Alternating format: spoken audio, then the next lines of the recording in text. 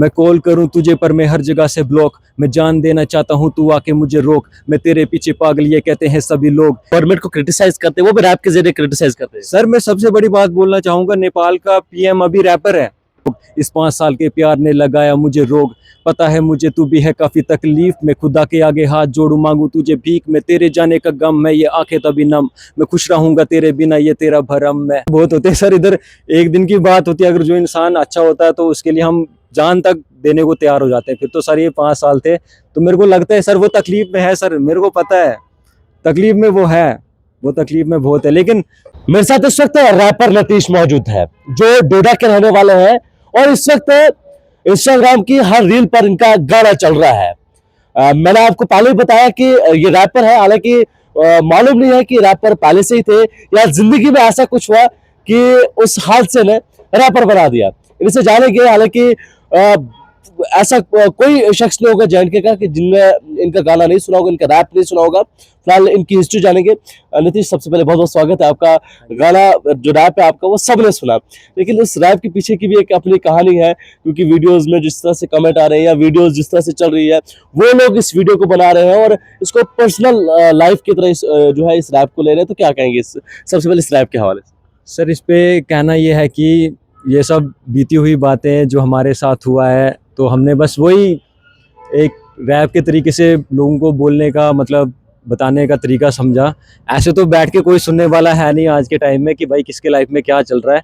तो म्यूज़िक हम मतलब 9-10 साल से कर रहे हैं, लेकिन सही टाइम पे सपोर्ट नहीं था, अभी थोड़ा सही चल रहा है तो हमने सोचा कि लिख लेते हैं तो डाल देते हैं। तो काफ़ी अच्छा रिस्पॉन्स मिल रहा है हमें पब्लिक से और काफ़ी ट्रेंडिंग पे चल रहा था।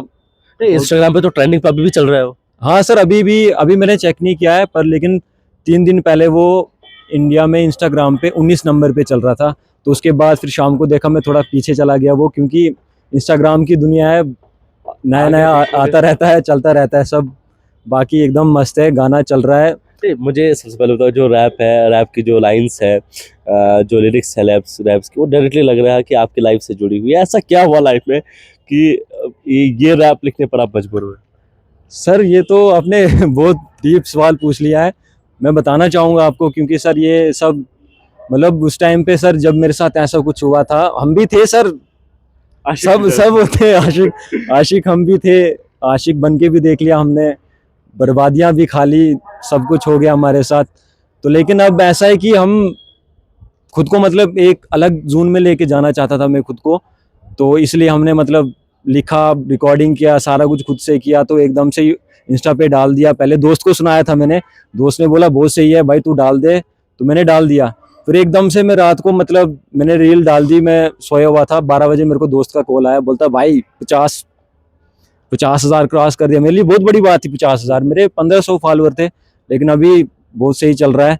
तो उस टाइम पे सर मैं मतलब बहुत ही अलग, ये सब रियल है भाई, जो भी लिखा है गाने में ऐसा है कि सर मैं रियल लिखता हूँ, फेक वाला कुछ नहीं है। जो भी है आगे और भी गाने आएंगे, सब कुछ रियल होगा, सब कुछ। लाइंस सुना दो यार, वो लाइंस, क्योंकि बहुत से लोगों को पता नहीं है, क्योंकि इंस्टाग्राम पे बहुत से लोग रील्स बना रहे हैं, लेकिन उन्हें ये नहीं पता कि इस जो रैप का असल ऑनर कौन है। क्योंकि एक बार जब ट्रेंडिंग में आ गया तो आ गया, लेकिन अभी मालूम नहीं बहुत से लोगों को। थोड़ा सा सुना दो कौन सा रैप। बिल्कुल सर। मैं कॉल करूं तुझे पर मैं हर जगह से ब्लॉक, मैं जान देना चाहता हूं तू आके मुझे रोक, मैं तेरे पीछे पागल ये कहते हैं सभी लोग, इस 5 साल के प्यार ने लगाया मुझे रोग, पता है मुझे तू भी है काफी तकलीफ में, खुदा के आगे हाथ जोड़ू मांगू तुझे भीख, मैं तेरे जाने का गम मैं ये आंखें तभी नम, मैं खुश रहूंगा तेरे बिना ये तेरा भरम। मैं तेरे घर के दरवाजे पे फिर से आऊंगा, रोता अकेला पर मैं माइक पे चिल्लाऊंगा, तू जा रही है ना फौरन मैं करूंगा तेरा वेट, मुझे याद 3 अक्टूबर तेरे जन्मदिन की डेट, तेरे पापा के आगे फिर से हाथ जोड़ूंगा, तू एक बार बोलेगी मैं नशे छोड़ूंगा, तू जा रही है ना छोड़ के तो प्लीज आना वापस, मैं तेरा ही रहूंगा, हाँ मैं तेरा ही दीवाना। इसमें इस रैप में सेकंड लाइन में है कि आप मतलब वो लड़की भी तकलीफ में है। तो ऐसा क्या है कि आप दोनों के बीच में मिसअंडरस्टैंडिंग हुई या फैमिलीज में मिसअंडरस्टैंडिंग हुई? सर उतना तो मैं नहीं बता सकता, थोड़ा सा, क्योंकि आपने रैप में लिखा हुआ कि वो भी तकलीफ में। तकलीफ में तो होगा सर वो शख्स, क्योंकि काफी उसके साथ हमारा भाई 5 साल बहुत होते हैं सर इधर, एक दिन की बात होती है, अगर जो इंसान अच्छा होता है तो उसके लिए हम जान तक देने को तैयार हो जाते हैं। फिर तो सर ये 5 साल थे, तो मेरे को लगता है सर वो तकलीफ में है। सर मेरे को पता है तकलीफ में वो है, वो तकलीफ में बहुत है, लेकिन छोड़ने वाले को तकलीफ नहीं होती है, जिसको छोड़ा जाता है सर तकलीफ उसको होती है। अगर वो देख रही होगी क्या कहोगे? अगर देख रही होगी तो बस इतना बोलना चाहूंगा, सही है भाई, वो सही है, उसने सही किया सर, क्योंकि उसको लग रहा होगा क्योंकि 5 साल से मैं लाइफ में कुछ नहीं कर पाया था। ये भी हो सकता है कि उसने इसलिए छोड़ा हो कि भाई मैं इसको छोड़ दूंगी तो धोखा खा के बंदा कुछ ना कुछ कर लेगा। तो सर बस यही है कि अगर वो जहाँ पे भी है, मैं तो ऊपर वाले से उसकी खुशी मांगूंगा, जो हो गया सो हो गया। लाइफ में हमने हमने बहुत से लोगों को देखा है, क्योंकि ये जो स्पेशली जो प्यार का चक्कर होता है, जब भी लोगों को ऐसा ब्रेकअप या कुछ हो गया, मूव ऑन हो गया कुछ चीजें, उसके बाद क्या होता है, बहुत से लोग नशे में चले जाते हैं, बहुत से लोग डिप्रेशन का शिकार हो जाते हैं। लेकिन आप ऐसा क्यों कि डायरेक्टली आप मतलब रैप के जरिए लोगों को अपनी हकीकत बता रहे हो?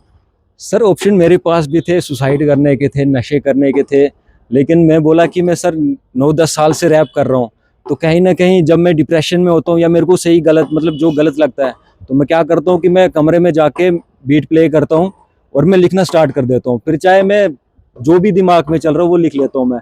तो उस टाइम जिस टाइम मैंने ये लिखा था, मैं सर लिखते लिखते रोया भी हूँ, ये सच है, मैं रोया भी हूँ। उस टाइम पे अकेला था मैं कमरे में, मैंने रोया भी है।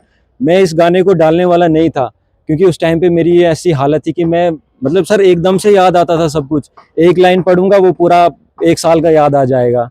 तो इसलिए मैं मतलब काफी टाइम तक इसको नहीं डाला, 8-9 महीने तक मैं सोचा नहीं डालूंगा नहीं डालूंगा। अच्छा, आपने बहुत पहले रिकॉर्ड किया है? हाँ सर, रिकॉर्ड करके रखा था, लिख के रखा था, लेकिन डालने का मन नहीं कर रहा था। तो दोस्त को मैंने बोला कि यार डाल देते हैं, मतलब म्यूजिक सही है नेपाल का, तो मैं सोचे कि इस पे कर देते हैं। तो फिर दोस्त ने भी बोला कर देते हैं, मैं रिकॉर्ड करके उसको भेज दिया था, बोलता बहुत सही है भाई, चलेगा, ये फटेगा गाना। और सच में फट गया सर। देखिए, ये नीतीश है और इंस्टाग्राम पे रीस्टाइन के नाम से आप? जी सर, रीस्टाइन। रीस्टाइन के नाम से इंस्टाग्राम पे, हालांकि अभी के वक्त में ये गाना ट्रेंडिंग में है और बहुत से लोग इस पर रील्स बना रहे हैं। मैंने पर्सनली देखा कि बहुत से रील, अभी आप स्क्रॉल जब आप करेंगे तो लोग इस गाने पर रील बना रहे हैं, क्योंकि बहुत से लोगों की लाइफ के साथ ये जो रैप है वो जुड़ा है।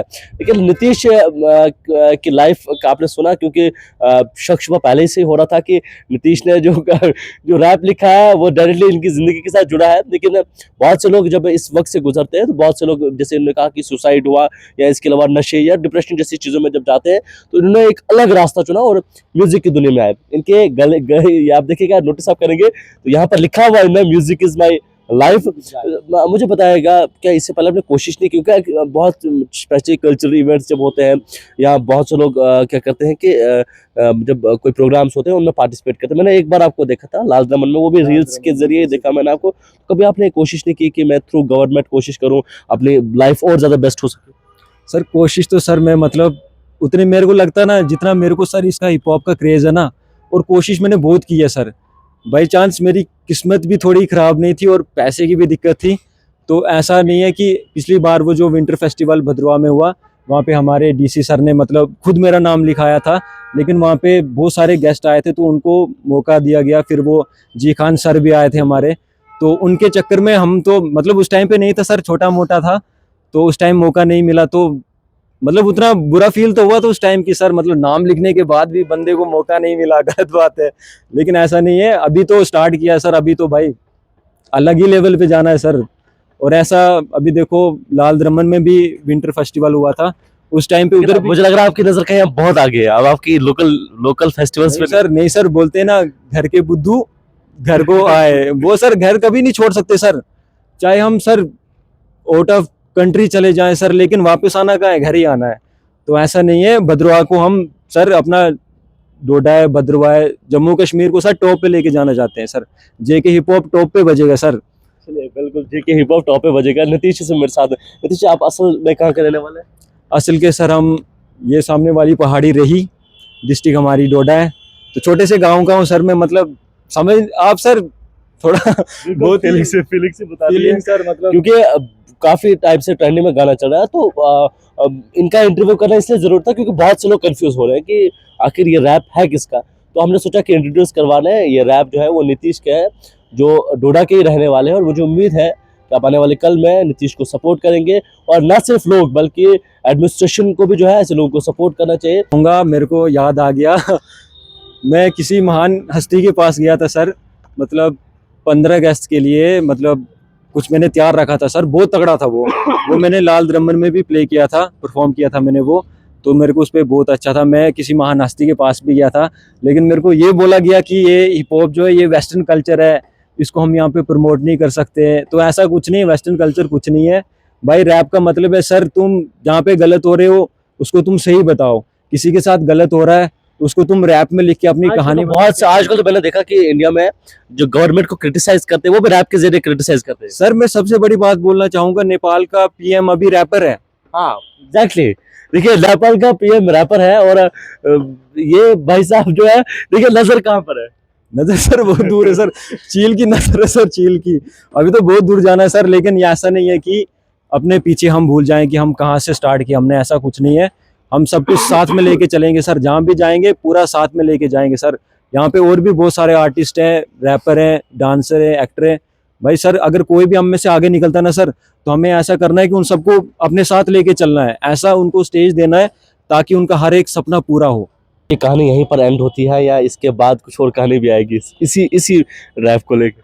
सर एंडिंग तो अभी नहीं होने वाली, अभी तो सर बहुत कुछ आने वाला है सर, बहुत कुछ। इसका ये तो अभी ब्लॉग था, ब्लॉग पार्ट 2 भी मैंने रिकॉर्ड कर दिया कल रात को, मैं लाइव पे भी बजाया था इंस्टाग्राम पे। अगर अगर कोई सुनना चाहेगा मैं आज फिर से प्ले करूंगा, लाइव आऊंगा मैं 9:30 बजे।